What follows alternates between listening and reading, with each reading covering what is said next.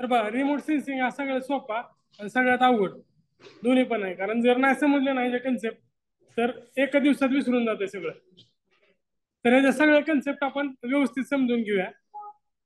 मी मागे सांगितल्याप्रमाणे remote sensing काय, तर रिमोट म्हणजे काय, तर स्पर्श न करता हात न लावता त्याच्या ऍक्च्युअल कॉन्टॅक्ट मध्ये न येता. आणि सेन्सिंग म्हणजे काय, तर त्याच्याविषयी जाणून घेणं किंवा समजणं, त्याचं अनालिसिस करणं. रिमोट सेन्सिंग मध्ये एखाद्या वस्तूच्या ठिकाणाच्या किंवा जागेच्या प्रत्यक्ष संपर्कात न येता त्या गोष्टीबद्दल माहिती मिळवणं म्हणजे रिमोट सेन्सिंग आहे. तर रिमोट सेन्सिंगचा वापर कित्येक काळापासून करत आलेलो आहे आपण. समजा दुर्बीननं आपण एखाद्या ठिकाणी बघतोय किंवा आकाशात बघतोय, तर ते पण एक टाईपचं रिमोट सेन्सिंगच आहे. तर आता ऍक्च्युअल पुस्तकात दिलेली काय डेफिनेशन आहे, remote sensing is the process of detecting and monitoring the physical characteristics of an area by measuring it's reflected and emitted radiation at a distance. आता बघा मी तुम्हाला बघतोय म्हणजे काय, नेमकं प्रकाश तुमच्या शरीरावर पडतोय आणि तो रिफ्लेक्ट होतोय. आता त्यांचा शर्ट पिवळा आहे कारण त्या शर्टाने पिवळा सोडून बाकी म्हणजे पिवळा काय केलं त्यांनी रंग, हा रिफ्लेक्ट केलाय, बाकी सगळे रंग ऑब्झर्व केलेले, पिवळा सोडून बाकी सगळे ऍब्सॉर्ब करून घेतलेले. तर ते काय रिफ्लेक्शनच आहे ना त्या लाईटचं, कुठनं तर एनर्जी सोर्स मधून ते पडलेलं. आता एनर्जी सोर्स नॅचरल नाही, कृत्रिम एनर्जी सोर्स आहे, बरोबर आहे का. त्याच पद्धतीने रिमोट सेन्सिंगचं काम चालतं. आता बघा इथं नैसर्गिक सगळ्यात मोठा एनर्जीचा सोर्स आहे सूर्य. सूर्याकडून इमिट झाली एनर्जी इलेक्ट्रोमॅग्नेटिक वेव्हच्या स्वरूपात ती एखाद्या गोष्टीवर पडली आणि तिथून ती ट्रान्समिट झाली.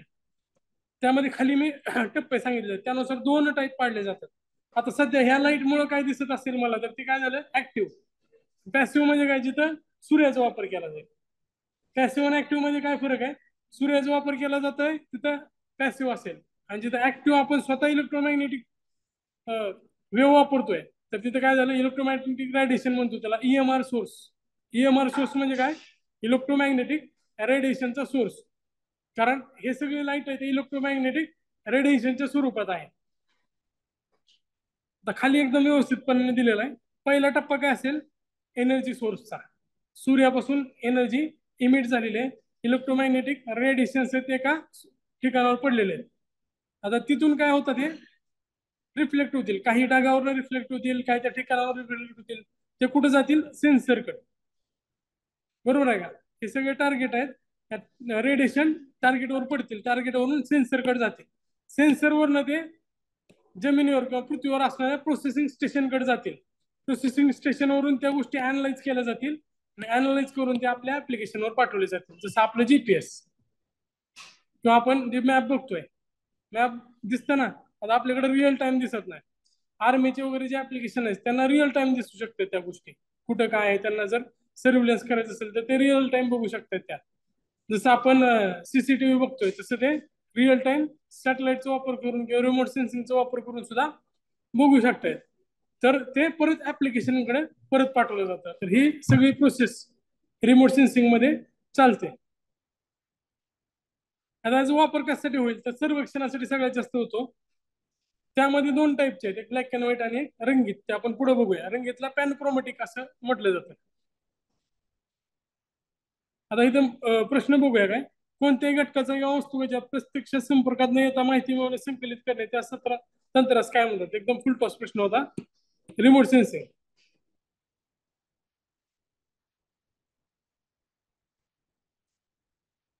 आता ते 8 स्टेजेस आपण बघितलेले आहेत, तेच इथे परत रिपीट केले आहेत. हे वरचे stages, emission of electromagnetic radiation किंवा ईएमआर सोर्स असेल किंवा नॅचरल सोर्स असेल ते.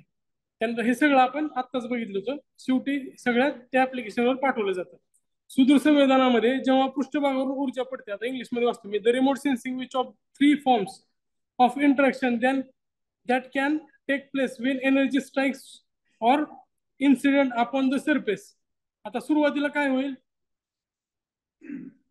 शोषण, त्यानंतर प्रसारण किंवा परावर्तन. दोन्ही, एकतर प्रसारण होईल किंवा परावर्तन होईल. तर पर्याय क्रमांक 1 त्याचं उत्तर आहे.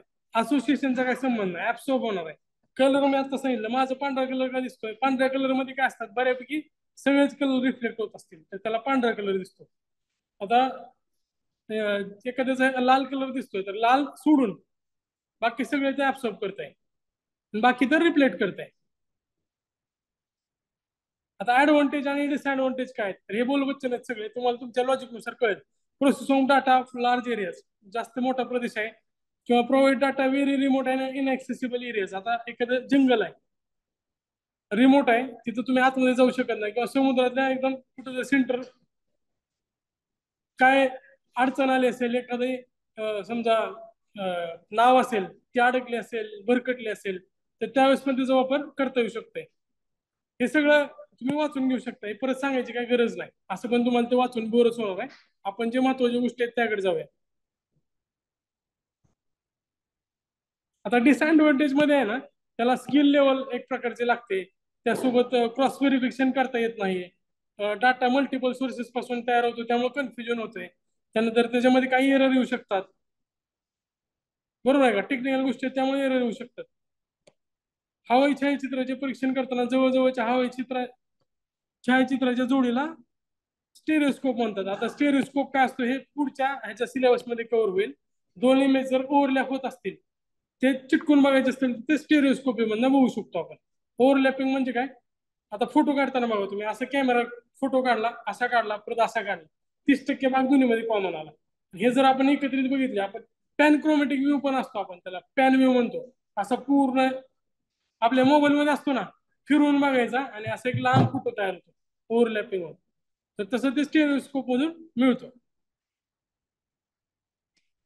ऍप्लिकेशन काय, रिमोट सेन्सिंग कशामध्ये वापरलं जातं तर शेतीपासून ते क्लायमेट पासून, फॉरेस्ट पासून ते वॉटर मॅनेजमेंट असेल, मायनिंग असेल, प्रत्येक क्षेत्रात ते वापरता येऊ शकते. आता रिमोट सेन्सिंग मार्फत घेतलेले मॅपिंग आहेत किंवा चित्र काढले, तुम्ही तुमचा मोबाईल मधला मॅप जरी उघडला तर तुम्हाला अशा पद्धतीने पुण्याचं पण चित्र असं दिसेल, किंवा विमानातलं खाली बघितलं तरी पण सेम असं दिसतंय. एक वेगळं वरच्या उंचीवर, ढगाच्या वर जायच्या आधी किंवा एकदम वर गेल्यानंतर एकदम लहान लहान दिसत राहते ते. म्हणजे पुण्यावर नागपूरला गेला तर तुम्हाला जायकवाडी धरण दिसेल मध्ये, किंवा धरणं, ट्रेन वगैरे सगळं व्यवस्थित दिसतंय वरून, जसं या इमेज मध्ये दिसतंय त्या पद्धतीने. वेदर फोरकास्टिंगच्या या आकृती आधी आपण दूरदर्शनवर बघायचोय, हवामान अंदाज असायचा. आता तर काय त्याची काही गरज पडत नाही, आणि क्वचितच आपण हे चेक करून बघतोय. आधी दूरदर्शनवर ह्याचं अनालिसिस केलं जायचं, बरोबर आहे का, सकाळच्या बातम्याच्या आधी. अर्बन प्लॅनिंग मध्ये सुद्धा त्याचा वापर करता येऊ शकतोय. आता फॉरेस्ट कव्हर, समजा एखादा वनवा वगैरे लागला असेल तर इथपर्यंत जाणं अवघड आहे ना आतमध्ये, तर कितीपर्यंत जंगलाला त्याचा क्षेत्र पसरलेलं आहे, तर ते सुद्धा हे ओरिजिनल काढलेला फोटो आहे, सॅटेलाइट इमेज आहे कॅलिफोर्नियाच्या जंगलाचे, तिथं वनवा लागल्यावर म्हणजे हा सगळा जुळून गेलेला आहे मधला भाग.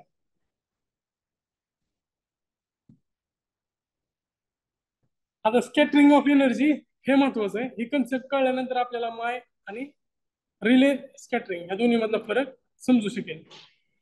आता ऊर्जा एखाद्या माध्यमातून किंवा मीडियम मधून प्रसार करते त्यावेळेस ती एखाद्या कणावर आदळते, त्यावेळेस जसं आपण पाण्याचा थेंब असेल किंवा वस्तू असेल एखाद्या दुसऱ्या ऑब्जेक्टवर आदळली, नंतर ती बाजूला सरकते किंवा दुसऱ्या मार्गाने जाते, त्याच पद्धतीने लाईटचं सुद्धा आहे. एखाद्या माध्यमातील कानावर आदळून ते विविध दिशेला विखुरतात, त्याला काय म्हणतो आपण? स्कॅटरिंग. स्कॅटरिंग म्हणजेच काय? विखुरणे. स्कॅटरिंग ऑफ लाईट म्हणजे काय, तर एखाद्या कुठल्या तरी गोष्टीवर आदळून ते विखरत असेल. आता त्याच्या विखुरण्यावरून दोन प्रकार पडतात, खरं तर तीन प्रकार आहेत, बऱ्याच पुस्तकात दोनच प्रकार दिलेले, तिसरा पण प्रकार आपण नंतर बघूया. त्यातलं पहिलं रिलाय किंवा रॅले स्कॅटरिंग. आता रॅले स्कॅटरिंग म्हणजे काय तर, जर आता प्रत्येक ह्याची वेवलेंथ असते, वेवलेंथ अँगस्ट्रॉम मध्ये मोजतो आपण, तर समजा त्याच्यापेक्षा लहान जर एखादा कण असेल आणि त्याच्यावरून त्याचं जर स्कॅटरिंग होत असेल तर त्याला काय म्हणायचं? Relay scattering. समजा एखादा कलर आहे, समजा आता पिवळा कलर आहे, त्याची वेवलेंथ आहे 4000 अँगस्ट्रॉम, आणि एक कण आहे समजा ऑक्सिजनचा एक रेणू आहे, ऑक्सिजन आणि नायट्रोजनचा, आणि त्याची साईज आहे 1000 अँगस्ट्रॉम. ह्याची किती आहे? त्या कलरची 4000. ती त्याच्यावर आदळला आणि त्याच्यामुळे स्कॅटरिंग झालं, तर त्याला काय म्हणायचं, रिलाय. कारण त्याच्या वेव्हलेंथ पेक्षा त्या कणाची वेव्हलेंथ कमी आहे. समजतंय का, साईज कमी आहे. ऊर्जेच्या तरंगलांबीपेक्षा जर लहान असेल ते कण आणि त्या कणावरून जर तो विखरत असेल किंवा स्कॅटरिंग होत असेल त्या प्रकाशाचं, तर त्याला काय म्हणायचं, रिले. वेव्हलेंथ पेक्षा कमी आकार पाहिजे त्या कणांचा, रिले स्कॅटरिंग होतं. आता हे वातावरणाच्या 10 किलोमीटर उंचीपर्यंत होतं, कारण धुलीकण असेल, ऑक्सिजन, नायट्रोजन हे तापमानापर्यंतच असतात. आता स्कॅटरिंग होताना हे तुम्हाला कॉमन सेन्स आहे की सगळ्यात जास्त स्कॅटरिंग कशाच होतं, लालचं होतं का निळ्याचं होतं, निळ्याचं, म्हणून आकाश निळं दिसतं. आणि लालचं कमी होतं म्हणून आपण ते सिग्नल मध्ये वापरतो, कारण ते लांब पर्यंत जातं. आता माय स्कॅटरिंग मध्ये ह्याचे उलट. आता मी काय सांगितलं तुम्हाला, 4000 अँगस्ट्रॉमचा पिवळी लाईट आहे, आणि समजा एखादं धुळीचं कण आहे, त्याची साईज आहे 10,000 अँगस्ट्रॉम. तर ते 4000 अँगस्ट्रॉमचं त्या धुळीच्या कणाला जर आदळला, तर जे स्कॅटरिंग होईल त्याला काय म्हणायचं, माय स्कॅटरिंग. माय मोठे आहे, रिलाय लहान आहे, हे लक्षात ठेवा. रिलाय लहान, माय मोठा कण, हे दोन्ही मधला तेवढाच फरक आहे, दुसरा काहीच फरक नाही. समजतंय, तेवढंच फरक आहे. आता हे जे कण असतील ते पृथ्वीच्या वरच्या टप्प्यात असतील का वातावरणाच्या खालच्या टप्प्यात असतील, तर जड आहेत, आकार जास्त आहे. तर ते साधारण 5 किलोमीटर उंचीवरच असतात. जास्त करून पाण्याचे थेंब, वाफ किंवा धुळीकण हे सगळे कशामध्ये आहे, खालच्या टप्प्यामध्ये. जसं जसं वर जाईल तसं तसं त्याचा आकार लहान होत जातो. आता थंडीमध्येच या गोष्टीचे म्हणजे प्रदूषणाचं प्रमाण का वाढतं,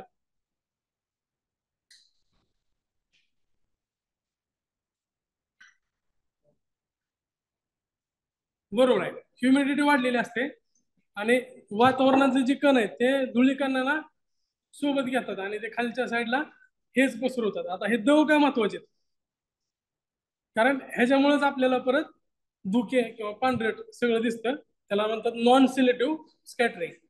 नॉन सिलेक्टिव्ह स्कॅटरिंग म्हणजे तेच आहे, जेव्हा हे कण रेडिएशनच्या तरंगलांबीपेक्षा खूप मोठे असतात. समजा आता रेडिएशनची तरंगलांबी असेल 6000 अँगस्ट्रॉम आणि हे जर असेल 50,000 60,000 अँगस्ट्रॉम.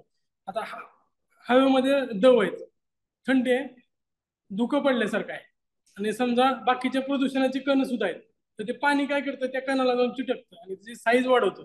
ज्यावेळेस ही साईज खूप जास्त होते त्यावेळेस लाईट त्याच्यावर जाऊन आदळते आणि ते असं विखुरतं. त्यामुळे आपल्याला जवळच सुद्धा दिसत नाही. दिल्लीमध्ये जास्त प्रदूषण असेल तर समोरचं दिसत नाही, किंवा आपल्या मुंबई पुण्यात सुद्धा अशी अवस्था दिवाळीच्या आसपास झाली होती.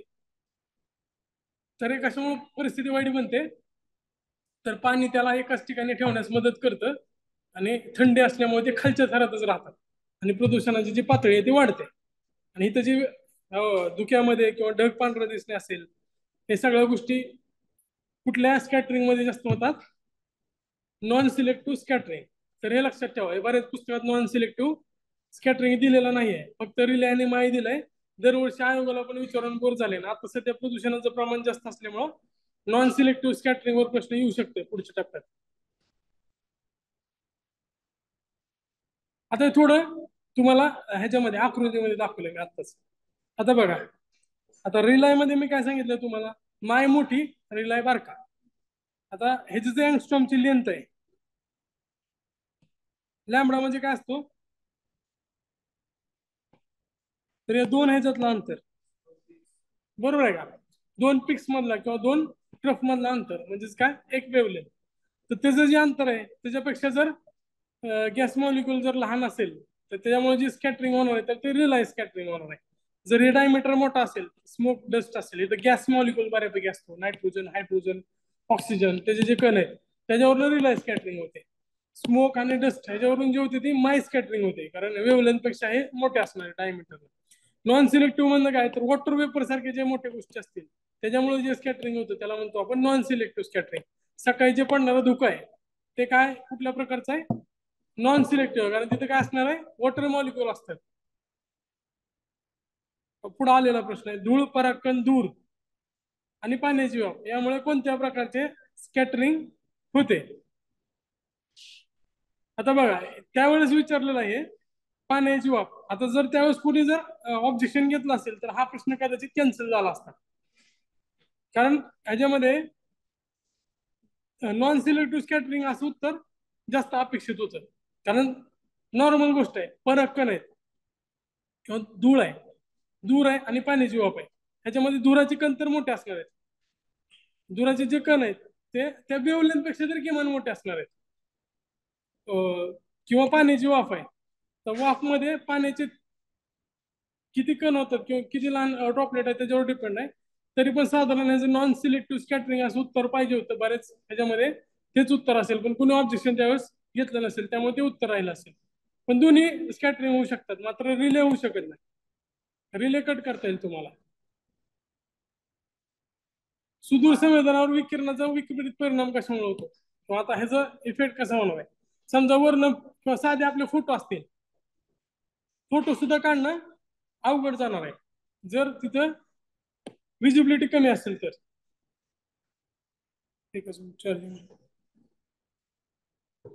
तुम्ही क्रिकेटचे टेस्ट मॅच बघत असाल बरेच जण. आता आपली पण टेस्ट मॅचेस चालू होणार आहेत. पुढचा दौरा आहे ना, ऑस्ट्रेलिया सोबत आहेत का टेस्ट आता. आफ्रिकेसोबतचा आफ्रिकेसोबतची टूर सुरू होईल थंडीच्या दिवसात. जास्त करून सकाळी बघा जास्त धुकं असतं, आणि धुकं असल्यामुळं विजिबिलिटी लो असल्यामुळं एक तर लवकर बंद केलं जातं किंवा उशिरा सुरू केलं जातं. बरोबर आहे का. विजिबिलिटी दिसण्याला अडथळा आणते, त्याच पद्धतीने ज्या इमेजेस आहेत त्या अस्पष्ट आणि दुसरं बनतात. त्यासोबतच प्रतिमेचे वैशिष्ट्य ओळखणं अशक्य बनतं, आणि जे आपलं सेन्सर आहे त्याच्यावर नोंद त्या ऊर्जेची होत नाही. जर सुदूर संवेदन असेल किंवा रिमोट सेन्सिंग असेल, त्यासाठी आवश्यक घटक होते. सगळ्यात महत्वाचा आहे सेन्सर आणि प्लॅटफॉर्म. म्हणजे एनर्जी आहे किंवा एनर्जी सोर्स आहे, तो सूर्य असला तरी पण आपल्याला सेन्सर आणि प्लॅटफॉर्म लागणारच आहे. आता आपण ऊर्जा स्रोत कोणते वापरतोय त्याच्यानुसार ते सेन्सरचे टाईप पडणार आहे. जर आपण सूर्याची ऊर्जा वापरत असेल तर त्याला आपण पॅसिव्ह सेन्सरचा वापर करू शकतोय, आणि जर स्वतःची ईएमआर सोर्स वापरला असेल तर ऍक्टिव्ह सेन्सर्स लागतील. ऍक्टिव्ह सेन्सर मध्ये काय करणार तर ऊर्जा पण ह्याला सोडायची खाली, आणि सेन्स पण ह्यालाच करायचा आहे. हा हा लिडार वगैरे आहेच खाली, ते तशा टाईपचं स्वतःच लेझर सोडणार आणि स्वतः सेन्स करणार. ऍक्टिव्ह सेन्सरचे काय काय वैशिष्ट्य आहेत तर ऊर्जेचा स्वतःचा सोर्स ते वापरतात, आणि ते पदार्थाच्या दिशेने ज्याचं आपल्याला रिमोट सेन्सिंग करायचं आहे त्या दिशेने ते ऊर्जा सोडतील. आता कुठला स्पेक्ट्रम वापरतात तर बऱ्यापैकी इलेक्ट्रोमॅग्नेटिक स्पेक्ट्रमचा वापर केला जातो. त्यासोबतच ती ऊर्जा मायक्रोवेव्ह स्वरूपात सुद्धा पाठवलेली असते. आता मायक्रोवेव्हचा फायदा काय तर मायक्रोवेव्ह हे ढग धूळ आणि इतर जे अडथळे असतील ते सहज पार करतील. मायक्रोवेव्हला अडथळे कमी येतात. जर तुम्ही विजिबल लाईट पाठवली तर ते ढग किंवा धूर किंवा धुका असेल तर त्याला ती रिफ्लेक्ट करेल किंवा त्यातनं ती पेनिट्रेट होणार नाही. सो नॉर्मल आपली जी पांढरी लाईट आहे ज्याला आपण इलेक्ट्रोमॅग्नेटिक वेव्ह म्हणतो, पण जर ते मायक्रोवेव्ह असतील तर ते आरामात खाली पेनिट्रेट होऊ शकतील. आता जी व्हर्च्युअल इमेज असेल तर ती कशावर डिपेंड असेल तर पदार्थ आणि जो सेन्सर आहे त्याच्यातल्या इमेज त्याच्यावर डिपेंड असते ना. आता समजा मी इथून फोटो काढला न झूम करता किंवा जवळून फोटो काढला तर ती इमेज असेल ती कशावर डिपेंड असेल, अंतरावर डिपेंड असेल. आता लिडार आणि रडार हे त्याचे टाईप आहेत. लिडार मध्ये काय असतं तर लेझर किरणाचा वापर केला जातो, आणि लेझर किरणामुळे काय होतं तर कमी प्रमाणात स्कॅटरिंग होईल, कारण लेझरची जी क्षमता असते पेनिट्रेशनची ती खूप जास्त असते, स्कॅटरिंग त्याच्यात मिनिमम असतं. त्यामुळे लिडारचा वापर करून आपण अंतर सुद्धा मोजू शकतो, आणि माहिती अधिक सुयोग्य का मिळते कारण स्कॅटरिंगचा जे इफेक्ट आहे तो लीडर मध्ये कमी केलेला असतो. लीडरवर प्रश्न विचारलेला आहे ह्याच्या आधी आयोगाने कदाचित प्रिलिमला विचारला असेल. तर रडार, रडार मध्ये काय वापरलेलं आहे इथं लाईट, इथे काय वापरलंय radio. Light detection and ranging, इथे काय रेडिओ डिटेक्शन अँड रेंजिंग. नावात रेडिओ म्हणजे काय तर रेडिओ वेव्स वापरले असतील. आता लाईट वेव्स म्हणजेच काय इलेक्ट्रोमॅग्नेटिक वेव्स आहेत, बरोबर आहे का. तर ह्याच्यामध्ये जे रेडिओ वेव्स आहेत रेडिओ कशामध्ये येतात लॉंग रेंज मध्ये येतात, कारण त्यांची जी ऊर्जा आहे ती लॉंग रेंज मध्ये आहे, आणि ते परावर्तित झाल्यानंतर त्याचे जे छायाचित्र आहे ते 2D स्वरूपात असतात. जे आपण रेडिओ साठी वापरतो त्याचं नाव रेडिओ का पडलंय त्यासाठी जे वेव्ज वापरले जातात ते रेडिओ वेव्ज वापरले जातात, त्यामुळे आपण रेडिओ म्हणतो. जे आपण त्याला दुसरं काय नाव आहे रेडिओ नावात हे झालेलं आहे, त्या वेव्ज वरून त्याला रेडिओ असं नाव पडलंय. बरोबर आहे का? त्याची फ्रिक्वेन्सी असते 91.1. FM म्हणजे आपल्या फ्रिक्वेन्सी मॉड्युलेटर आहे, ते आपल्या जवळच्या ज्या एरियातल्या फ्रिक्वेन्सी आहेत ते त्यातनं ऐकू शकतो. आता आधीचं जे कम्युनिकेशन होतं ते रेडिओ कम्युनिकेशन होतं. तुम्ही वर्ल्ड वॉरचे वगैरे काही मूवीज बघितले असतील, त्याच्यामध्ये रेडिओ ट्रान्समिशन असतं. ते फ्रिक्वेन्सी सेट असते, आणि जे मिलिटरीचं कम्युनिकेशन असतं ते सुद्धा रेडिओच्या थ्रू चालत असतं. आता भारतात जर रेडिओचा वापर जर तुम्ही केला, ट्रान्समिट केले, तर तुमच्यावर गुन्हा दाखल होऊ शकतो, कारण ते रिस्ट्रिक्टेड आहेत. त्याचा वापर सामान्य माणूस प्रक्षेपणासाठी करू शकत नाही. त्याच्या वेगवेगळ्या लायसन्सची प्रक्रिया आहे. तुम्ही हिस्ट्रीमध्ये वाचलं असेल ना, भूमिगत रेडिओ वगैरे चालवलं होतं, उषा मेहता, विठ्ठलदास जवेरी वगैरे. तर ज्याच्यामध्ये रेडिओचा वापर केला जातो त्याला रडार म्हणायचं. त्यानंतर स्कॅटरोमीटर. आता रडारचा वापर करून आपण विमान वगैरे कसं डिटेक्ट करायचो, तर रडार वेव्हज आहेत, रेडिओ, त्याला दडकून मागे यायचे आणि तिथं कुठला जर ऑब्जेक्ट आहे असं समजायचं, त्याच्यावरनं तो रडार शब्द आला. तर विकिरण मापक किंवा स्कॅट्रोमीटर, आता हे कशासाठी वापरलं जाईल, तर स्कॅटरिंग झालेल्या हाय फ्रिक्वेन्सी लहरींची नोंद करण्यासाठी हे रडार वापरतात. याचा वापर समुद्राच्या पृष्ठभागावरून स्कॅटरिंग होणाऱ्या किरणांची नोंद घेतली जाते. त्यानुसार वाऱ्याचा वेग आणि दिशा याचे नकाशे तयार केले जातात. आता समजा वरनं काय तर एनर्जी किंवा वेव्स पाठवल्या खाली, आणि वारा असेल किंवा वाऱ्याची दिशा असेल, त्यामुळे ते स्कॅटरिंग होत असेल तिथल्या वेव्हचा, तर किती स्कॅटरिंग होतं त्याच्यावर आपल्याला तिथं वारा किती आहे हे समजू शकेल. समजतं का? म्हणजे ते सुरुवातीच्या काळातले टेक्निक होते. जास्त स्कॅटरिंग झालं तर वारा जास्त आहे, कमी स्कॅटरिंग झालं तर वाऱ्याचा वेग कमी आहे, आणि दिशा सुद्धा समजत होती. सुदूर संवेदन प्रणाली जे नैसर्गिकरित्या उपलब्ध असलेल्या ऊर्जेचे मापन करते त्याला डायडॅश म्हणतात. तर नैसर्गिकरित्या म्हणजे काय असेल, पॅसिव्ह असेल. पुढील दोन विधानापैकी कोणतं योग्य आहे? सुदूर संवेदन प्रणाली नैसर्गिकरित्या उपलब्ध असलेल्या ऊर्जेचे मापन करते, त्याला सक्रिय सेन्सर. आता नैसर्गिकरित्या उपलब्ध आहे म्हणल्यावर त्याला काय म्हणायचं? पॅसिव्ह. त्यामुळे हे चुकलंय. सुदूर संवेदन प्रतिमा ही प्रामुख्यतः मल्टीस्पेक्ट्रल असतात. आता बघा, इथं इंग्लिश शब्द वापरलेला आहे, तसं बऱ्याच ठिकाणी इंग्लिश शब्द वापरले जाऊ शकतात, त्यामुळे तुम्ही इंग्लिशमध्येच अभ्यास करा. आणि एस्टर प्रतिमा ह्या 7 स्पेक्ट्रल बँडच्या असतात.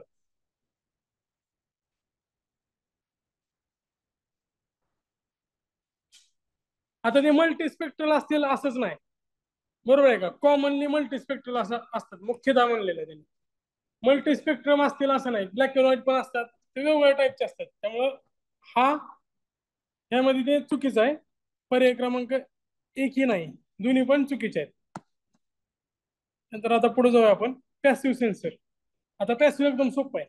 त्याच्यामध्ये नैसर्गिक लाईट सूर्याची वापरली जाते, रिफ्लेक्ट होऊन ते जे सेन्सर आहेत, सेन्सर कशावर असतील? आपल्या प्लॅटफॉर्मवर बसवलेले असतील. ते त्याला ऍब्सॉर्ब करतील, आणि ऍब्सॉर्ब करून ते जी माहिती आहे प्रोसेसिंग युनिट कडे खाली पाठवतील. त्याच्यावर अनालिसिस होईल, आणि ती माहिती परत ऍप्लिकेशन किंवा आपल्या जिथं ज्यांना गरज आहे त्या ठिकाणच्या प्लॅटफॉर्मला ती पाठवली जाईल. आता ह्याच्यामध्ये जे सेन्सर्स वापरले जातात त्यामध्ये ऍक्सिलरोमीटर, इमेजिंग रेडिओमीटर, रेडिओमीटर, स्पेक्ट्रोमीटर, हे सगळे लक्षात ठेवा काय काय वापरले जातात. नावं लक्षात ठेवा, ह्याच्या जास्त डिटेलमध्ये जाण्याची गरज नाही. अजून नाही विचारलं पण कदाचित विचारलं जाऊ शकतंय.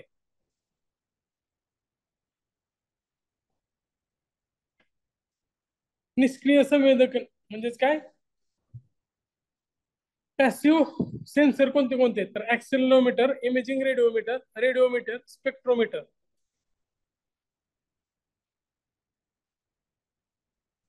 आता स्पॉट आणि क्विक बर्ड सॅटेलाइट सिस्टीम नावाच्या सेन्सर्स आहेत, तर या टेक्नॉलॉजीवर काम करतायत.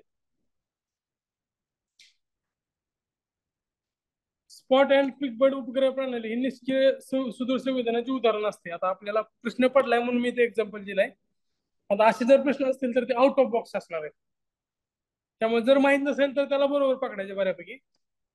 16व्या भारतीय सुदूर संवेदनाला ओशनसॅट 2 चे प्रक्षेपण 23 सप्टेंबर 2009 रोजी PSLV-15 या प्रक्षेपणाद्वारे किंवा प्रक्षेपण यानाद्वारे करण्यात आले. आता ही कुठून काढले त्यांनी? इस्रोच्या वेबसाईटवर एक लिस्ट येते, दरवर्षी ते टाकतात.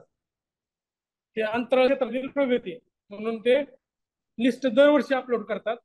त्या लिस्टवरून हा प्रश्न विचारलेला, त्याच्यावरून एक प्रश्न फिक्स असतो. तर त्या लिस्टमध्ये 20-25 सॅटेलाइटची यादी दिलेली आहे. तर ती यादी आपण अपलोड करून देतोय, तर ते तुम्ही 2-4 वेळा वाचायचे आणि पेपरला जायच्या आधी एकदा बघून जायचं. तुमचा GS4चा ज्यावेळेस पेपर असेल त्यावेळेस नशीब तुम्हाला ते आठवलं तर, कारण त्यात अवघड प्रश्न विचारलेले आहेत त्या. इंग्लिशमध्ये वाचवा आता हे.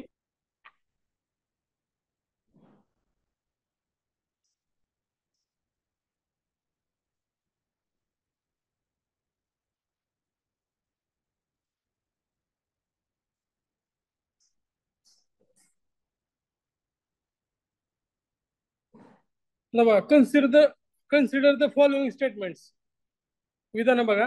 अन active sensor senses by using its own energy. आता ऍक्टिव्ह सेन्सर असेल तर त्याची ओन एनर्जीचा वापर करतो का? बरोबर आहे. पॅसिव्ह असतील ते काय करतात? नैसर्गिक स्रोताचा वापर करतात. त्याच्यामध्ये सूर्याचा असेल असं नाही हा, चंद्राचा सुद्धा वापर केला जाऊ शकतो. सूर्याचा असेल असं नाहीये, चंद्राचा सुद्धा वापर केला जाऊ शकतो रात्रीच्या वेळेस. पॅसिव्ह म्हणजे चंद्राची ऊर्जा शेवटी सूर्यावरनं रिफ्लेक्ट झालेली आहे, सूर्याकडनं नाही तर ती चंद्रावरनं रिफ्लेक्ट होऊन आलेली आहे. Passive sensor uses energy from the sun to sense. Passive मध्ये काय असतं? सूर्याचा वापर जनरली केला जातो. And active sensor sensing during the day time as at the night time. Active सेन्सरचं sensing during the day time as at night time म्हणजे काय, जसं दिवसा वापर केला जातो तसाच रात्री होतो. बरोबर आहे ऍक्टिव्हचा. Passive sensor only sensing during the day time. आता मी तुम्हाला काय सांगितलं की सूर्याचं जे प्रकाश आहे तो रात्री चंद्राचा पण असू शकतो ना. त्यामुळे चंद्राच्या रात्री पण ते काही गोष्टी समजू शकतात. तर त्याचं काय उत्तर येईल? पर्याय क्रमांक 3 ABC. सुदूर संवेदनामध्ये संवेदक हा, आता ह्याच्यामध्ये इंग्लिशमध्ये थोडं एक्सप्लेन करतो मी. प्लॅटफॉर्म म्हणजे काय? तर रिमोट सेन्सिंग मध्ये जो सेन्सर असतो तो पृथ्वीच्या पृष्ठभागापासून काही अंतरावर दूर असतो. आणि जो सेन्सर ज्या ठिकाणी बसवावा लागतो, ज्या ठिकाणी तो फिट केला जातो, त्याला काय म्हणायचं आपण? प्लॅटफॉर्म. बरोबर आहे का? सेन्सर कुठं तर बसवणं गरजेचं आहे ना पृथ्वीच्या वर. तर ते कुठं कुठं बसवलं जाऊ शकतं? तर कधी कधी ते सॅटेलाइटवर बऱ्याच ठिकाणी असतं, विमानामध्ये असतं, बलूनमध्ये किंवा ड्रोनचं त्यामध्ये वापर केला जाऊ शकतो. ड्रोन मध्ये पण सेन्सर बसवलेला असतात. ड्रोन हा सुद्धा एक रिमोट सेन्सिंगचाच टाईप आहे. ड्रोन वगैरे वापरले जाऊ शकतात. त्यामुळे आर्मीचा जो एरिया आहे तो नो फ्लाय झोन असतो. नो फ्लाय झोन म्हणजे काय? तिथे कुठलाही ड्रोन उडवता येत नाही. ड्रोन उडवण्यासाठी स्पेशल परमिशनची गरज असते. आर्मीचा एरिया किंवा पुण्यातल्या बऱ्याच एरियामध्ये ड्रोन उडवता येत नाही. नो फ्लाय झोन असं सांगितलेलं असतं त्याला. तुम्ही जर वेबसाईटवर जाऊन बघितलं एव्हिएशन मिनिस्ट्रीच्या, तर तिथं गाईडलाईन्स दिलेल्या असतात.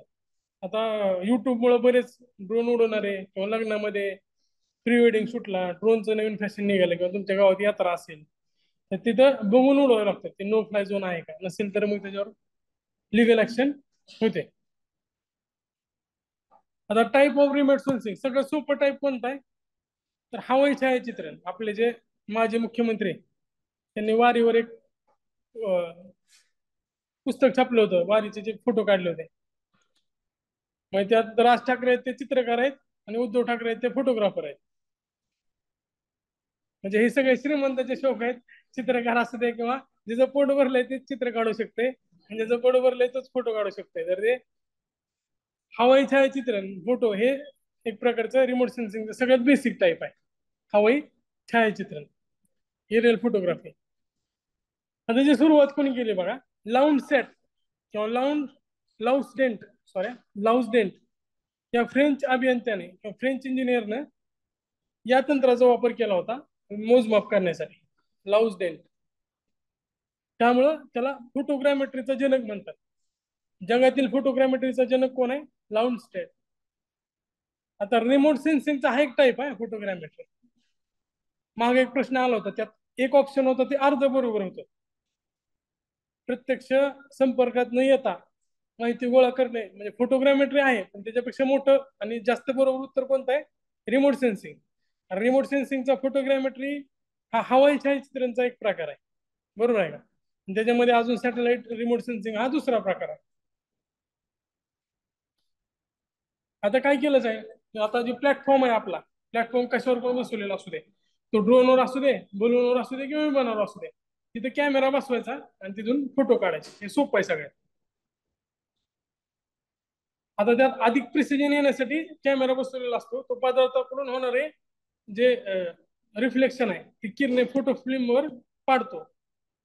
त्यामुळं त्याचे तिथं चित्र नव्हतं. आधीच्या काळातले ते कोडॅकचे कॅमेरे असायचे. कोडॅक कंपनी फेमस होती त्यावेळेस, बऱ्याच कंपन्या होत्या.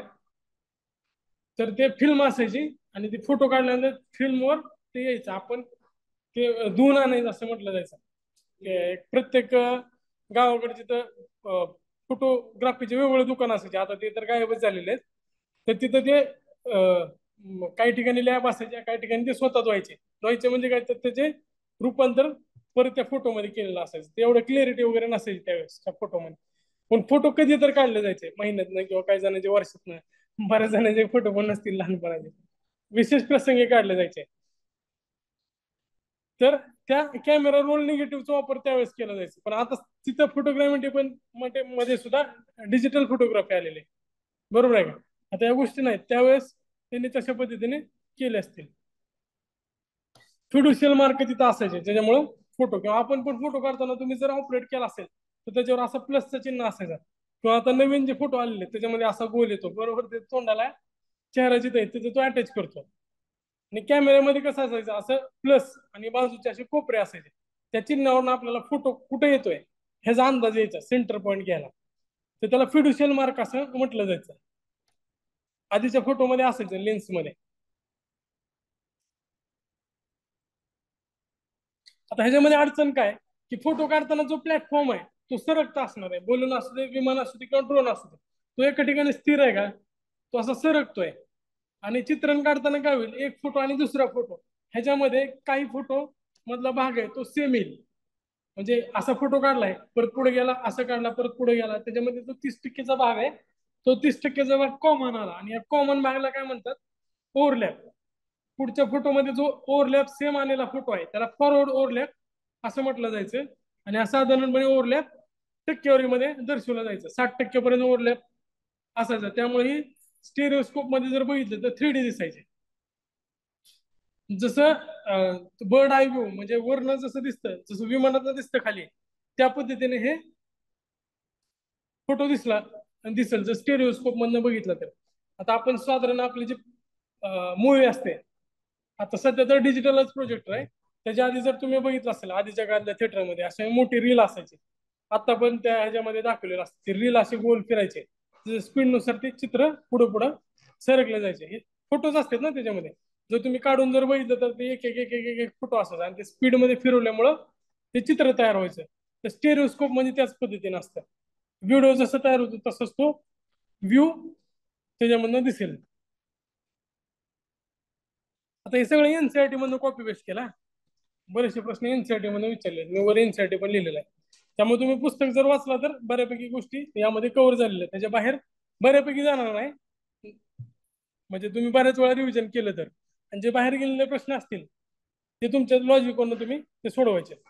आता हवाई छायाचित्रण तंत्राचा भारताचा इतिहास जर बघितला तर 1920 मध्ये आग्रा शहराचे सगळ्यात आधी छायाचित्रण केले गेले. कारण त्यावेळेस टुरिस्ट स्पॉट होता, ताजमहल आणि इतर किल्ले वगैरे आहेत तिथे. त्यामुळं पहिल्यांदा छायाचित्रण कुठल्या शहराचं केलं असेल तर ते आग्राचं केलं गेलं होतं. 1923-24 मध्ये एअर सर्व्हे पार्टीने इरावती नदीच्या त्रिभुज प्रदेशातील वनाचे छायाचित्रण केलं. त्यावेळेस इरावती म्यानमार मध्ये होता आणि म्यानमार भारताचा पार्ट होता 35 पर्यंत. दुसऱ्या महायुद्धाच्या काळात यंत्राचा अधिक वापर झाला. ह्याचं काम होतं स्ट्रॅटेजिक इम्पॉर्टन्स होतं. कुठले सैनिक कुठे आहेत, कशी परिस्थिती आहे त्या ठिकाणाची. आता सध्या तालिबानमध्ये कसे रॉकेट लॉन्चर घेऊन बसतात, त्यावेळेस तसं काय नव्हतं. खालून वरच्या विमानाला मारायचं अवघड होतं. बरोबर आहे का? इथं जमिनीवर मारायला ती बंदुकीची दुसरी गोळी मारायला त्याला 2-4 मिनिट लागायचे. तर त्या तर गोष्टी अशक्य होत्या. त्यामुळे ते फोटोग्रामेट्रीचा वापर दुसऱ्या महायुद्धात बऱ्याच वेळा केलेला आहे. आज सगळ्या भारताचा. आणि ज्यावेळेस दुसरं महायुद्ध चालू झालं ना, त्याच्या आधी किंवा त्याच्या आसपास सगळ्यात जास्त हवाई क्षेत्राचा पण विकास झालेला आहे. कारण त्यावेळेस फास्ट मुवमेंटची गरज पडली. म्हणजे फायटर प्लेन वगैरे त्याच्यामध्ये डेव्हलपमेंट या काळात खूप जास्त वेगाने झाली होती. आज सगळ्या भारताचे हवाई छायाचित्रण कुठल्या विभागाच्या अंडर आहे, तर directorate of air survey new Delhi हे नाव लक्षात ठेवा. आता हे इमॅजिनरी काही डिपार्टमेंट तयार करतील ते कधी अस्तित्वात नाहीत, पण एमपीसीच्या ऑप्शन मध्ये दिसत आहेत तुम्हाला कन्फ्युजन करण्यासाठी. त्यामुळे ते लक्षात ठेवा, directorate of air survey new Delhi, ह्याच्याकडे सगळे म्हणजे समजा तुम्हाला फोटोग्रामेट्री साठी काय काम पाहिजे असेल तर ह्याचं काम करायचं असेल त्यामध्ये तर directorate of air survey new दिल्लीची परवानगी घ्यावी लागते. तुम्ही इमेजिकाला गेलाय का? इमेजिकामध्ये एक सेक्शन आहे त्याच्यामध्ये भारताचा बर्ड आय व्ह्यू असं तुम्हाला तिथे बसवलं जातं. ते खालनं तुम्ही बघताय असं वाटतंय. त्याच्यामध्ये सुरुवातीला एक नोट असते की directorate of air survey new दिल्लीची मान्यता घेऊन त्यांनी ते फोटो काढलेले. आणि इमेजिकानं ते करताना आधी फोटो स्वतः काढून घेतले पूर्ण भारतभर फिरून, आणि ते फोटो तुम्हाला खाली दाखवतात की भारत कसं दिसतं वरनं स्टेरोस्कोपच्या माध्यमातून. म्हणजे दोन्हीचा पण वापर होईल, स्टेरोस्कोप आणि रिमोट सेन्सिंग. तुम्ही जर इमेजिकाच्या थीम पार्कला गेला ना तर तिथं तुम्हाला ते भारत दर्शन टाईप आहे तिथं. असं ते थोडं वरच्या साईडला जातं, झोक्यासारखं, झोक्या नाही पाळण्यासारखं असतं ते, असं गोल फिरणारं पाळणं आहे ना ते, तीन असं वरच्या साईडला जातं आणि पायाच्या खाली स्क्रीन पूर्ण खाली आहे. तुम्हाला तसं वाटतं की आपण खाली बघतोय, हेलिकॉप्टर मधनं खाली आपल्याला दिसतंय. तसं त्यांनी हेलिकॉप्टर पूर्ण भारतभरात फिरवला होता आणि डायरेक्टर ऑफ सर्वे एअर सर्वेची मान्यता त्यांनी घेतली होती. तिथं त्यांनी खाली लाईन पट्टी आधी येते सुरुवातीला, जसं सेन्सर बोर्डची मान्यता देऊन त्याचं सर्टिफिकेशन नंतर पिक्चर दाखवावं लागतं, तसं त्याची पण मान्यता घेणं गरजेचं आहे. आता ज्या तीन संस्था आहेत त्यांना हवाई छायाचित्रण करण्याचा अधिकार दिलाय, त्यामध्ये इंडियन एअरफोर्स आहे, दुसरी एअर सर्वे कंपनी कोलकाता आहे, आणि तिसरे national remote sensing agency Hyderabad. मी मागाशी सांगितलं तुम्हाला इन्स्टिट्यूट कुठं आहे? देहरादून. एजन्सी कुठं आहे? हैदराबाद. हे लक्षात ठेवा.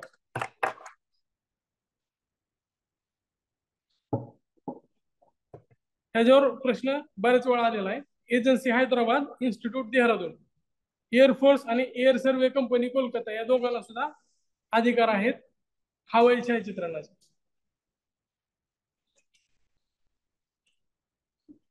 तर हा प्रश्न आला होता, सुरुवात कधी झाली 1920 ला, शहर कोणतं? आग्रा.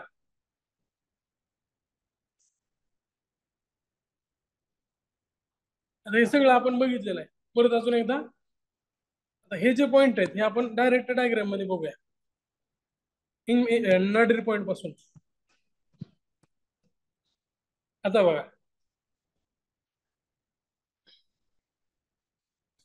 आता ही कॅमेरा आहे. कॅमेऱ्यामधनं खाली जर आपण लंब टाकला लेन्स पासून खाली डायरेक्ट जमिनीवर, आणि जमिनीवर जिथं हा बिंदू छेदतो त्याला नाडीर पॉईंट म्हणतात. नाडीर किंवा किमान बिंदू इंग्लिश मध्ये लक्षात ठेवा, ह्याला नाडीर पॉईंट.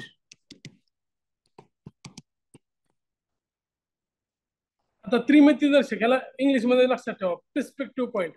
जिथं सगळे किरण एका ह्याच्यामध्ये येतात आणि पुढं ट्रान्समिट होतात त्याला पर्स्पेक्टिव्ह पॉईंट असं म्हणतात. नाडीर पॉईंट आणि पर्स्पेक्टिव्ह पॉईंट हे समजलं.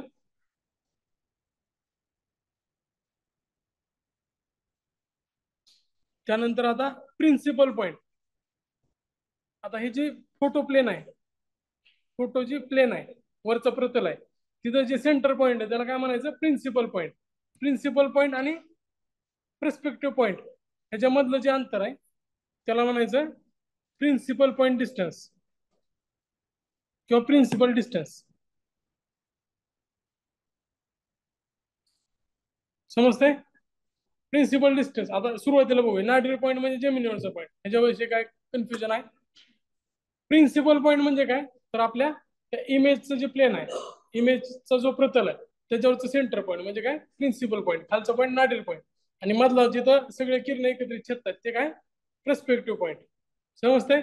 लेन्स मध्ये तुम्ही या गोष्टी बघितल्या असतील, लेन्स बरोबर आहे, फोकल लेंथ वगैरे, फोकल पॉईंट. फोकल लेंथ जशी असते ना तशी इथे कुठली लेंथ आहे? प्रिन्सिपल डिस्टन्स आहे. समजलं? लेन्स इकडे इमॅजिन करा, सोपं जाईल. आता प्रश्न आलेला आहे, the line traced on the ground directly beneath the aircraft during the acquisition of photography. The line traced on the ground आहे, जमिनीवर, beneath the aircraft during the acquisition of photography. आता खाली अशी लाईन टाकली नाडीर पॉईंट पर्यंत तर त्याला काय म्हणायचं? नाडीर लाईन. वरची जी लाईन आहे त्याला काय म्हणायचं? पर्स्पेक्टिव्ह पॉईंटच्या वरची प्रिन्सिपल डिस्टन्स किंवा प्रिन्सिपल लाईन. खालच्या आधी नार्डिर लाईन, आणि ही खालचं जे बिंदू आहे त्याला काय म्हणायचं? नार्डिर पॉईंट. समजलं? बघा इथं नादिर रेषा दिलेलं आहे त्यांनी, मराठीतलं किमान रेषा दिलेलं नाही, म्हणून मी म्हणतो मी तुम्हाला इंग्लिश मध्येच करा. इथं त्यांनी किमान रेषा दिलेला आहे का?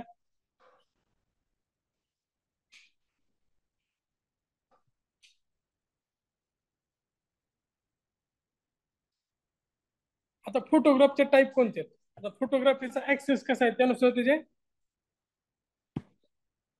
टाईप पाडले जातात. त्याच पद्धतीने स्केल कोणत्या पद्धतीचं वापरलं जातं? स्केल म्हणजे तुम्ही नकाशामध्ये जसं स्केल आहे तेच हे स्केल आहे. ते पुढे बघूया आपण. आधी ऍक्सिस वरनं बघूया. वर्टिकल, लो ऑब्लिक आणि हाय ऑब्लिक. आता त्याच्यामध्ये टिल्टेड एक आहे, त्याच्यानंतर लो ऑब्लिक आणि हाय ऑब्लिक आहे. हे पहिलं वर्टिकल, दुसरं टिल्टेड,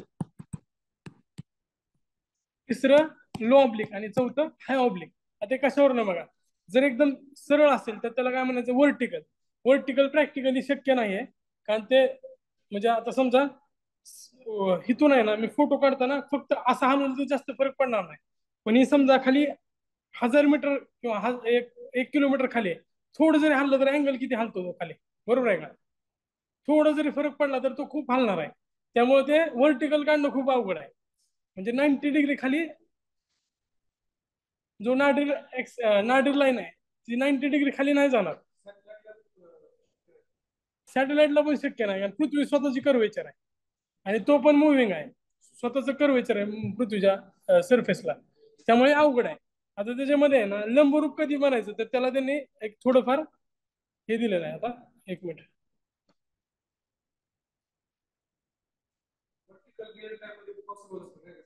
हा, रिअल टाइम मध्ये वर्टिकल पॉसिबल नाही, पण 0 ते 3 डिग्री असेल तर त्याला ते वर्टिकल असं म्हणतात. हा, वर्टिकल म्हणतात 0 ते 3 डिग्रीला.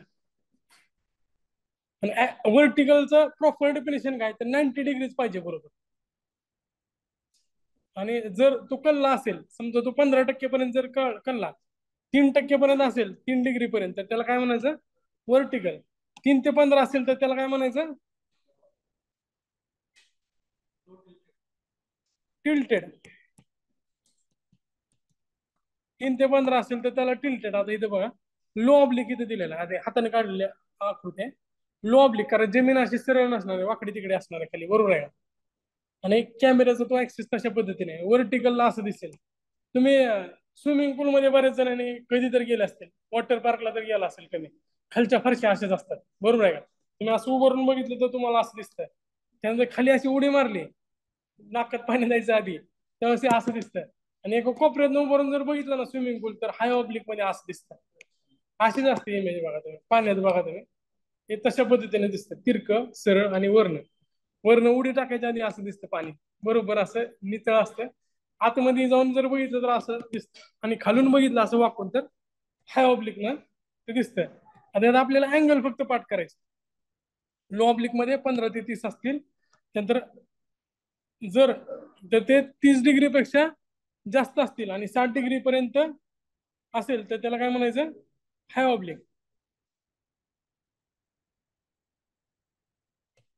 त्याच्यामध्ये खाली इंग्लिश मध्ये पण दिलाय, ज्यांना मराठीत अडचण होते त्यांना खाली पण आहे. ऑप्टिकल ऍक्सिस 3 डिग्री पेक्षा कमी असेल तर त्याला वर्टिकल, टिल्टेड 3 ते 15, लो ऑब्लिक मध्ये 15 ते 30, आणि हाय ऑब्लिक मध्ये 30 डिग्री पेक्षा जास्त. आता कॅरेक्टरिस्टिक्स काय तर, हॉरिझॉन डज नॉट अपियर म्हणजेच काय, तुम्हाला क्षितिज नाही दिसणार, बरोबर आहे का? वरनं फोटो काढायला गेला तुम्ही आणि सरळ खाली बघताय तर पृथ्वी दिसेल, इकडचं क्षितिज दिसणार नाही, कारण पृथ्वी कशी आहे बघा ह्याच्यामध्ये दाखवून असं दिसेल, तर डायरेक्ट खालचं जमीनच दिसेल. पण जर हे असं तिरका केला, कॅमेरा असा तिरका केला, तर इकडचं क्षितिज दिसेल, बरोबर आहे का? क्षितिज कशी कधी दिसायला सुरुवात होईल? लो ऑब्लिक पासून. आणि हाय ऑब्लिक मध्ये काय असं तिरकाच आहे, त्यामुळे बरंच क्षितिज दिसणार आहे तिथं. हाय ऑब्लिक मध्ये तर क्षितिज दिसणारच आहे, हॉरिझॉन म्हणजे क्षितिज. आता कव्हरेज बघा, ह्याच्यामध्ये कव्हरेज कमी असेल, ह्याच्यामध्ये कव्हरेज ऑब्विसली जास्त असणार आहे. आणि सगळ्यात जास्त कशामध्ये असणार आहे?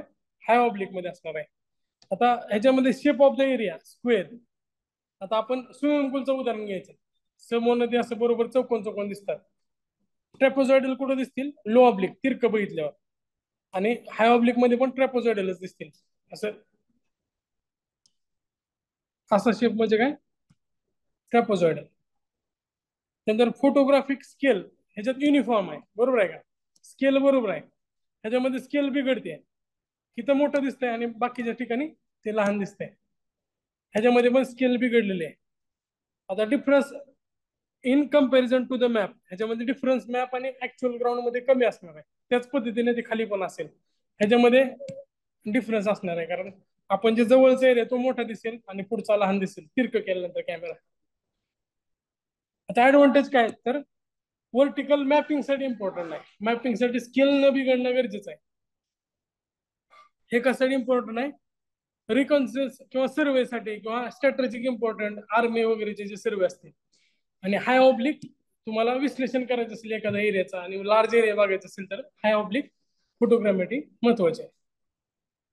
आता स्केल नुसार जे प्रकार पडतात ते एरियल फोटोग्राफीचे स्केल, लार्ज स्केल फोटोग्राफ काय आणि मीडियम स्केल फोटोग्राफ काय. आता लार्ज स्केल म्हणजे काय, समजा आता 1:15,000, आता उलट आहे, 1:30,000 मोठं स्केलचा आहे का 1:15,000 मोठ्या स्केलचा फोटो असणार आहे. तर 1:15,000 म्हणजे काय, तर समजा 15,000 मीटर साठी नकाशात 1 सेंटीमीटर घेतलेला आहे. ठीक आहे, कंटिन्यू करा 1:30 वाजेपर्यंत. हे संपलं तर संपलं का तुमचं डॉक्टर? नाही संपलं.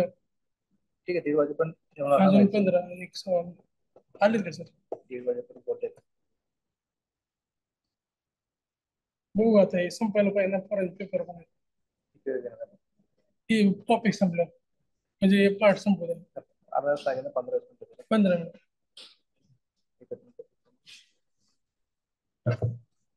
पॉज करा.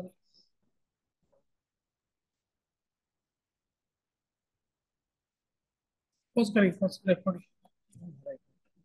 रेकॉर्ड होते सगळं. एकच मिनिट थांबा. स्टॉप.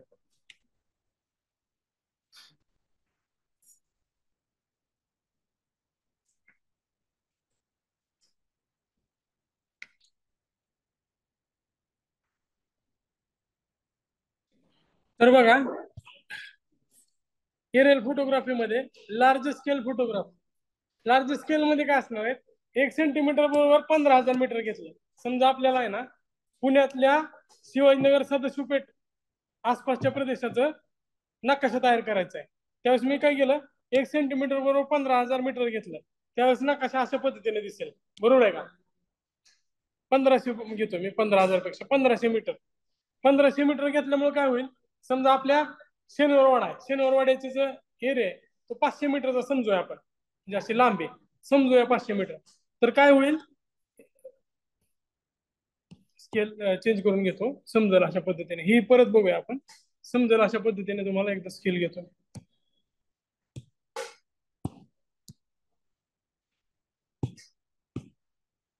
1 सेंटीमीटर बरोबर 1000 मीटर अशी स्केल घेतली ना आपल्याला कशा काढायचा आहे. समजा इथं शनिवारवाडा आहे, समजा आता ह्यात स्केल काय 1 सेंटीमीटर बरोबर 100 मीटर, तर ह्याची जर अशी लांबी ऍक्च्युअल जमिनीवर 500 मीटर असेल तर तुम्हाला किती दाखवलं गेली, तर अर्धा सेंटीमीटर 0.5 सेंटीमीटर किंवा 500 mm, सॉरी 50 mm. 1000 मिलीमीटर म्हणजे 1 मीटर, 1 सेंटीमीटर 100, बरोबर आहे. तर अर्धा सेंटीमीटर दाखवावं लागेल, बरोबर आहे का? पण समजा आता मी स्केल जास्त घेतली, समजा इथं स्केल 30,000 आहे ना, तसं इथं 10,000 केलं तर काय होईल, 0.1 सेंटीमीटर दाखवावं लागेल मला. 1000 मीटर आहे ना, इथं 10,000 मीटर केलं तर हे वाढतंय, तर ना कसं काय होतं, आपला कॉम्प्रेस होत आहे, म्हणजे पिक्चर छोटे छोटे होत जात आहे. लार्ज स्केल फोटोग्राफ मध्ये काय असेल, हे स्केल मध्ये हे लहान असेल, हे मिडियम स्केल मध्ये काय होईल, हे स्केल मोठी होईल आणि पिक्चर छोटे होत जातील. आणि लार्ज स्केल, मिडियम स्केल आणि स्मॉल स्केल मध्ये काय, तर ही संख्या अजून मोठी होईल आणि जे पिक्चर आहे ते अजून छोटे होत जाते. स्मॉल स्केल मध्ये एकदम लहान दिसतं, लार्ज स्केल मध्ये आपलं पिक्चर मोठं दिसतं, मिडियम स्केल मध्ये मध्यम दिसतं. आता समजा मला या एरियाची किंवा या कॉलेजचा फोटो काढायचा आहे, तर त्यासाठी मी काय करेल, लार्ज स्केल घेईल, कारण आपलं पार्किंग, बिल्डिंग हे समजायला पाहिजेत ना, त्यावेळेस लार्ज स्केलचा वापर करेल. समजा मला शिवाजीनगर सदाशिव पेठचं काढायचं तर त्यावेळेस काय करेल मी मीडियम स्केल, कारण नकाशात पण बसलं पाहिजे. पण समजा मला पुण्याचा किंवा मग महाराष्ट्राचा नकाशा काढायचा तर त्यावेळेस काय होईल स्मॉल स्केल. आणि ज्यावेळेस भारताचा जगाचा काढायचा त्यावेळेस एक्स्ट्रा स्मॉल स्केल. मग त्यावेळेस lakh lakh 1 kilometre 1000 kilometre 10,000 kilometre असा नकाशा वापरायला लागतो, कारण तो नकाशा आपल्याला छोट्या ह्याच्यात बसवायचा असतो. तर त्या स्केलनुसार त्या फोटोग्रामेट्रीची सुद्धा क्लासिफिकेशन केलं जातं. आता जिओमेट्री ऑफ एरियल फोटोग्राफी, आता त्याच्यामध्ये प्रोजेक्शन वर सुद्धा टाईप पाडलेले आहेत. आता ऍक्सिस वरनं आपण टिल्टेड वगैरे बघितले. आता प्रोजेक्शन नुसार तर आता प्रोजेक्शन जर पॅरलल असेल म्हणजे समजा हे एबीसी पॉइंट आहेत वरचे त्या प्लेनचे आणि खालचे एबीसी जर हे एकमेकाला पॅरलल असतील तर त्याला काय म्हणायचं पॅरलल प्रोजेक्शन.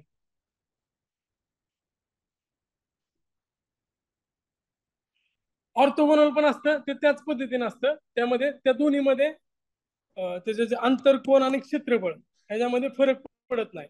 खालचं ते आयडेंटिकल वरच्या साईडला असतं त्याला काय म्हणायचं ऑर्थोगोनल. आता ही पण अशी तिरकी आहेत असं आहे दाखवता येत नसल्यामुळं ते नाही दाखवलेलं, पण जसं खाली आहे ना तसंच वर त्याचं वर उचललेलं आहे. त्याला ऑर्थोगोनल असं म्हणतात. एक समान चित्र नाही ऑर्थोगोनल म्हणजे. आणि सेंट्रल प्रोजेक्शन म्हणजे काय तर एकाच ठिकाणावरून प्रोजेक्ट केले जातात आणि खाली ते अशा पद्धतीने खाली ते जातील त्याला सेंट्रल प्रोजेक्शन असं म्हणतात. त्याला अजून काय डिटेलमध्ये जायची गरज नाही.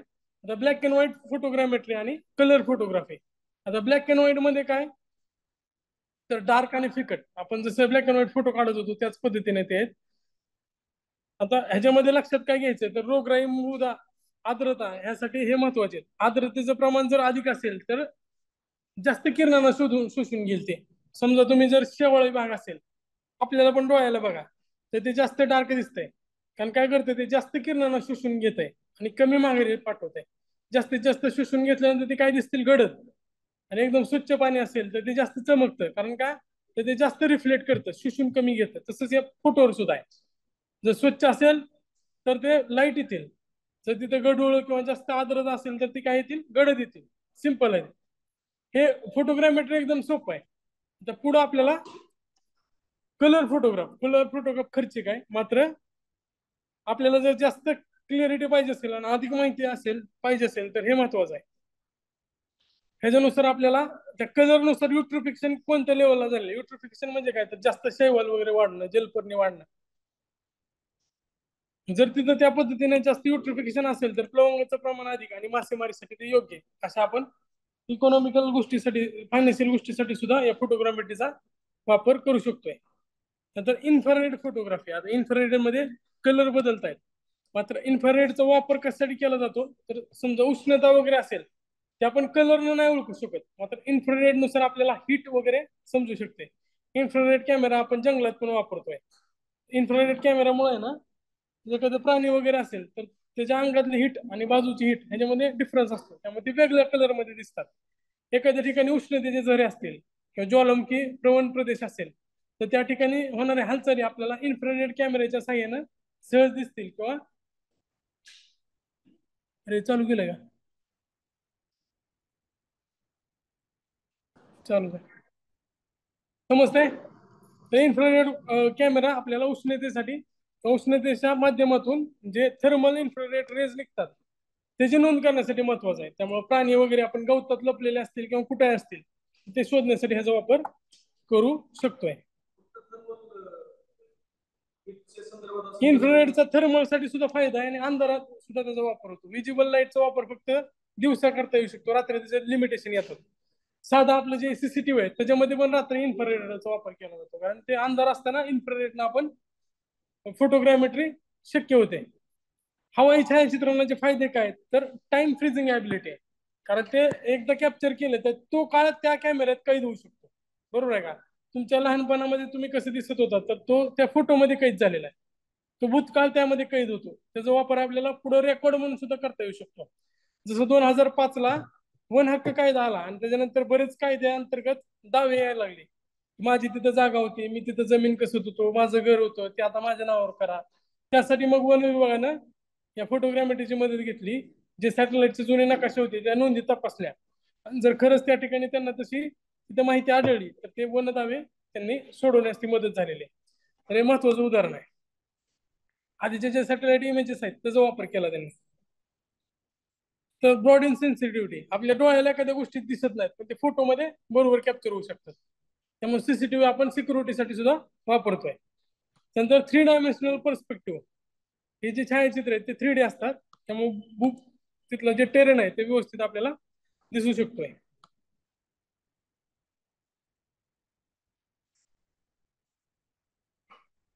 आता मी मागाशी सांगितलं तुम्हाला एरियल फोटोग्राफ आणि मॅपमध्ये ऑर्थोगोनल प्रक्षेपण तंत्राचा वापर केला जातो. नकाशा खाली जसा आहे तसंच वर असतो, त्याच्यात उंचीचा वगैरे समावेश ऑर्थोगोनल मध्ये नसतो. फोटोग्रामेट्रीमध्ये ऍक्च्युअल टेरेन कसा आहे तसं तो वर कॅप्चर होतो, आपल्या डोळ्याला जसा दिसतोय तसंच फोटोग्रामेट्री असते. मात्र ह्याचं नुकसान काय आहे तर ह्याची स्केल चुकीची असते. बरोबर आहे का? ते तिरका वगैरे झालं तर ते स्केल बिघडलेली असते, पण नकाशात स्केल अचूक असते. त्याची श्रेणी जी स्केल आहे ती कडेला अधिक जास्त विचलित असते. आपण जिथं जवळ बघतोय तिथं ती मोठं दिसतंय, लांबचं आहे ते छोटं दिसतंय. पण नकाशात सगळं समान असतंय. चारी बाजू कुठल्याही भागात बघा सेम तेवढाच आकार तुम्हाला नकाशामध्ये दिसणार आहे. मात्र हे जे एरियल फोटोग्राफ आहे ते आपल्याला एनलार्ज करता येतात, लहान करता येतात, पण नकाशा आपल्याला एनलार्ज करता येत नाही. तो जसा आहे त्याच एकच स्केल मध्ये तो बाउंड केलेला असतो. आता इथं थांबूया आपण. मल्टीस्पेक्ट्रल स्कॅनिंग पुढच्या लेक्चरला कंटिन्यू करू.